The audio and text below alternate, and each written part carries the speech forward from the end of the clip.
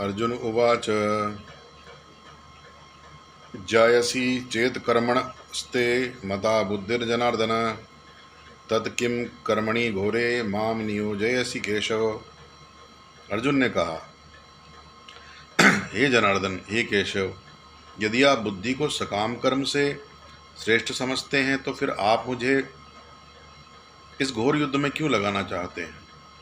तात्पर्य: श्री भगवान कृष्ण ने पिछले अध्याय में अपने घनिष्ठ मित्र अर्जुन को संसार के शोक सागर से उबारने के उद्देश्य से आत्मा के स्वरूप का विशद वर्णन किया और आत्म साक्षात्कार के जिस मार्ग की संस्तुति की वह है बुद्धि योग या कृष्ण भावनामृत।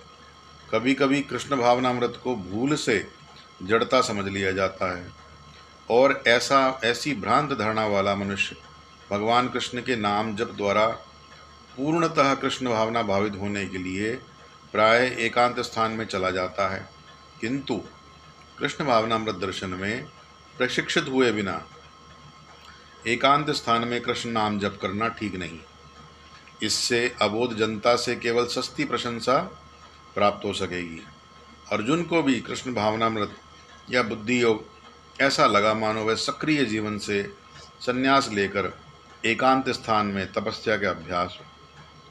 दूसरे शब्दों में वह कृष्ण भावनामृत को बहाना बनाकर चातुरी पूर्वक युद्ध से जी छुड़ाना चाहता था, किंतु एकनिष्ठ होने के नाते उसने यह बात अपने गुरु के समक्ष रखी और कृष्ण से सर्वोत्तम कार्यविधि के विषय में प्रश्न किया। उत्तर में भगवान ने तृतीय अध्याय में कर्मयोग अर्थात कृष्ण भावना भावित कर्म अर्थात कृष्ण को समस्त कर्मों को अर्पित करके करने की विस्तृत व्याख्या की। हरे कृष्ण।